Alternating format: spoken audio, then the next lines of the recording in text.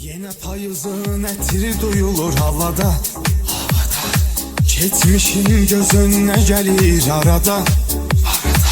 Yine payızın etiri duyulur havada. Geçmişin göz önüne gelir arada.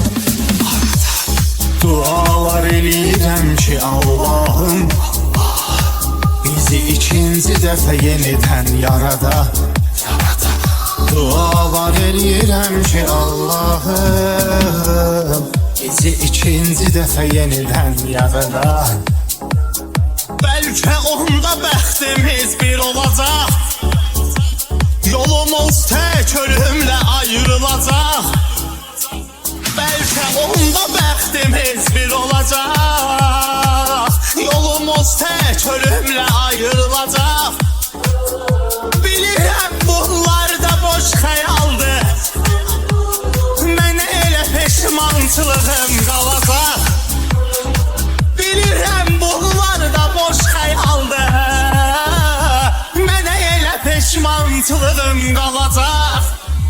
Gözlər dolar boşalınca ürək, vardır elə şeylər olmur deməli. Bəzən böyüklərin səsin deyil, qəlbin səsində dinləmək gərək. Gözlər dolar boşalınca ürək, vardır elə şeylər olmur demək. Bəzən böyüklərin səsin deyil, qəlbin səsində dinləmək gərək. İpimi verdiğim tüm əzizlərimə, təkliyi kəsdi mənə həyat zərimə. İpimi verdiğim tüm əzizlərimə, İpimi verdiğim tüm əzizlərimə, təkliyi kəsdi mənə həyat zərimə. İpimi verdiğim tüm əzizlərimə, təkliyi kəsdi mənə həyat zərimə. O mənə gün ağlayanların indi heç biri ağlamır mənim yerimə. O mənə gün ağlayanların indi heç biri ağlamır mənim yerimə.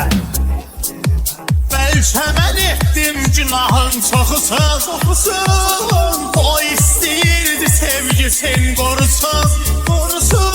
Bəlkə mən etdim günahın çoxusun, o istəyirdi sevgisin qorusun.